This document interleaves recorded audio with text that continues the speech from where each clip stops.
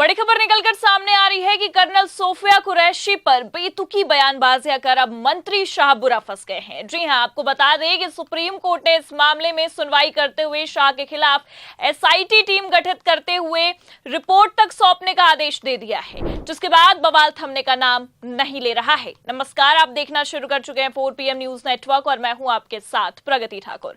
आखिरकार एक बार फिर मोदी सरकार सुप्रीम कोर्ट में बुरा फंस गई है। खबर तो पहले ही निकलकर ये सामने आ गई थी कि कर्नल सोफिया के खिलाफ अपमानजनक टिप्पणी करने वाले मंत्री शाह को सुप्रीम कोर्ट ने जमकर फटकार लगाई है। और अब खबर निकलकर ये सामने आ रही है कि शाह के माफी मांगने के बावजूद भी सुप्रीम कोर्ट ने एसआईटी गठन के निर्देश दिए हैं और सुप्रीम कोर्ट के इस तगड़े एक्शन के बाद शाह की मुश्किलें काफी बढ़ती चली जा रही हैं। तो फिलहाल सुप्रीम कोर्ट ने शाह को क्या फटकार लगाई है आपको बताएंगे, और क्यों अब सुप्रीम कोर्ट के एक्शन के बाद से भारतीय जनता पार्टी बुरा फंस गई है उस पर भी आएंगे। लेकिन उससे पहले आप ये खबर देखिए। अमर उजाला की खबर में लिखा भी है, आपको शर्म आनी चाहिए, कर्नल कुरैशी पर टिप्पणी मामले में विजय शाह को सुप्रीम फटकार, जांच के लिए एसआईटी गठित। तो बेचारे मंत्री शाह अब न घर के रहे न घाट की स्थिति में बुरा फंस गए हैं। खबर तो पहले ही निकलकर ये सामने आ गई थी कि सोफिया कुरैशी को आतंकवादियों की बहन बताना शाह को इतना महंगा पड़ गया है कि हाईकोर्ट ने तो एफआईआर तक करने के आदेश दे दिए थे और जिसके आधार पर मंत्री के खिलाफ एफआईआर भी हुई थी। लेकिन आपको बता दें कि जैसे ही मंत्री जी के खिलाफ एफआईआर होती है, तिलमिलाते हुए मंत्री शाह सुप्रीम कोर्ट पहुंचते हैं। लेकिन यही सुप्रीम कोर्ट जाना अब मंत्री जी को भारी पड़ चुका है। और पते की बात तो यह है कि केवल मंत्री को ही नहीं बल्कि पूरे के पूरे भाजपाई तंत्र को अब सुप्रीम कोर्ट ने जमकर फटकार लगाई है, क्योंकि पहले तो सुप्रीम कोर्ट ने मंत्री विजय शाह की याचिका को एक ही झटके में खारिज किया। उसके बाद अब खबर निकलकर यह सामने आ रही है कि सुप्रीम कोर्ट ने सुनवाई के दौरान मंत्री शाह के खिलाफ एसआईटी गठित करने का आदेश दे दिया है। देखिए खबर में आगे लिखा भी है, सुप्रीम कोर्ट ने सोमवार को एक बार फिर मध्य प्रदेश सरकार में मंत्री विजय शाह को कर्नल सोफिया कुरैशी को लेकर दिए बयान पर फटकार लगाई। सर्वोच्च न्यायालय ने कहा है कि हम इस मामले में मंत्री की माफी स्वीकार करने के लिए तैयार नहीं हैं। कोर्ट ने आगे कहा कि आप एक सार्वजनिक चेहरा हैं, एक अनुभवी नेता है, आपको बोलने से पहले अपने शब्दों को तौलना चाहिए। हमें आपके वीडियो यहां चलाने चाहिए। ये सेना के लिए एक अहम मुद्दा है, हमें इस मामले में बेहद जिम्मेदार होना होगा। सुप्रीम कोर्ट ने इस मामले में एक एसआईटी भी गठित की है। इसमें 3 वरिष्ठ आईपीएस अधिकारियों को रखा गया है। इनमें एक महिला अधिकारी भी होंगी। ये तीनों ही अफसर मध्य प्रदेश के बाहर के होंगे और कर्नल सोफिया कुरैशी के खिलाफ दिए गए मंत्री के बयान को लेकर जांच करेंगे। तो खबर देखकर यह साफ समझा जा सकता है कि सोफिया कुरैशी के खिलाफ बयानबाजियां करना मंत्री जी को कितना महंगा पड़ चुका है। क्योंकि आपको बता दें कि जिस तरह से विजय शाह ने भरे मंच से कर्नल सोफिया कुरैशी को लेकर जिस तरह से आपत्तिजनक बयानबाजियां की थी, इससे समझ तो पहले ही आ गया था कि इस मामले को लेकर सुप्रीम कोर्ट कोई तगड़ा एक्शन ले सकता है। क्योंकि जैसे ही मंत्री विजय शाह सुप्रीम कोर्ट पहुंचते हैं, सीजेआई गवाही इस मामले पर याचिकाओं को पहले खारिज कर देते हैं। मंत्री को ही जमकर फटकार लगाते नजर आते हैं। खबर देखिए आप, हमारे पास मौजूद भी है एबीपी की। इसमें लिखा भी है, जाओ और माफी मांगो, कर्नल सोफिया को लेकर विवादित बयान देने वाले मिनिस्टर विजय शाह पर भड़के सीजेआई गवाही।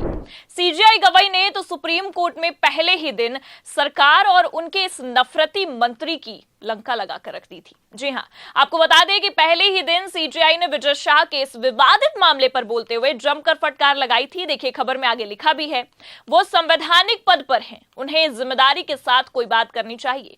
सीजेआई ने कहा कि जब देश ऐसी स्थिति से गुजर रहा है, आपको पता होना चाहिए कि आप क्या बोल रहे हैं, सिर्फ इसलिए कि आप एक मंत्री हैं।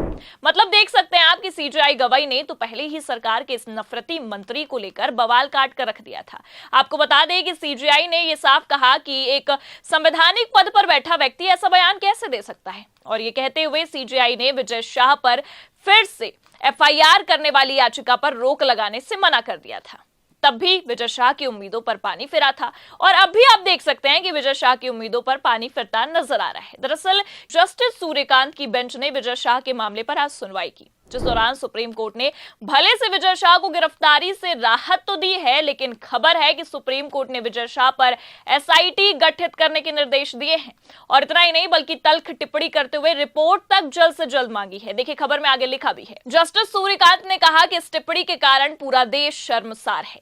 हमने आपके वीडियो देखे, आप बहुत गंदी भाषा का इस्तेमाल करने वाले थे, लेकिन शायद आपकी समझ काम आई या आपके दिमाग ने आपको रोका, या फिर हो सकता है कि आपको उचित शब्द ना मिले हों।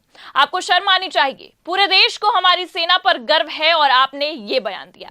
अब जिस तरह से सुप्रीम कोर्ट ने कर्नल सोफिया के खिलाफ दिए गए विवादित बयान पर भड़कते हुए मंत्री शाह को रडार पर लिया, उससे ये साफ समझ में आ रहा है कि मंत्री जी का अब जल्द ही टाटा बाय बाय होने वाला है, क्योंकि ये आप और हम बखूबी जानते हैं कि पार्टी नेतृत्व कभी भी इस तरह के विवादों में फंसना नहीं चाहेगा।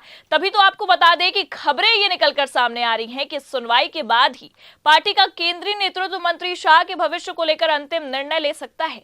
इस पूरे मामले ने संगठन के सामने एक जटिल परिस्थिति जो लाकर खड़ी कर दी है।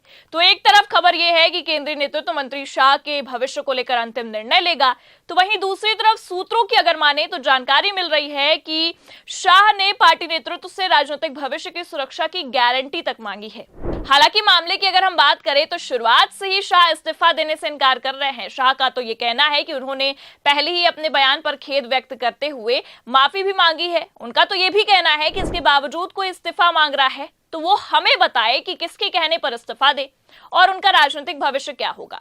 फिलहाल अब शाह का राजनीतिक भविष्य क्या होगा ये तो आने वाला वक्त और समय बता ही देगा, लेकिन जो जानकारी मिल रही है उसके मुताबिक आपको बता दें कि शीर्ष अदालत ने मध्य प्रदेश के पुलिस महानिदेशक को मंगलवार सुबह 10 बजे तक आईजी रैंक के अधिकारी की अध्यक्षता में 3 सदस्यीय विशेष जांच दल यानी कि एसआईटी गठित करने को कहा है। इस दल में एक महिला अधिकारी भी शामिल होंगी। ये दल मध्य प्रदेश हाईकोर्ट के आदेश के बाद दर्ज एफआईआर की जांच करेगा।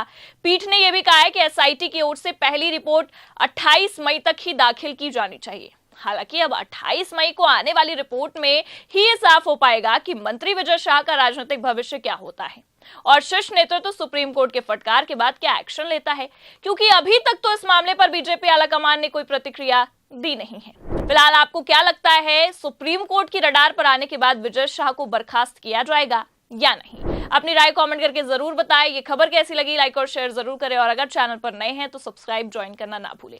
देखते रहिए 4PM न्यूज नेटवर्क। नमस्कार।